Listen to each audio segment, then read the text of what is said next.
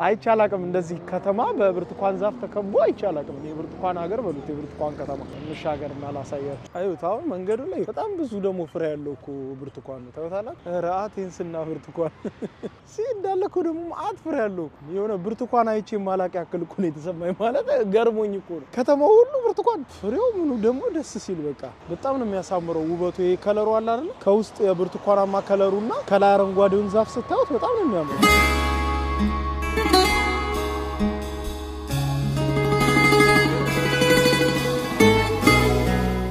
ሌላ ቤተክርስቲያን ደግሞ አግኝቻለሁ። የግሪክ ኦርቶዶክስ ቤተክርስቲያን በቃ ያለፍኩ እንጂ ማሳያችሁ በቃ የተሳለምነውን ሁሉ ያየነውን ሁሉ ማሳያችሁ መስማ ጊዜ የማይበቃው ውስጡን ለማሳየት ልሞክር።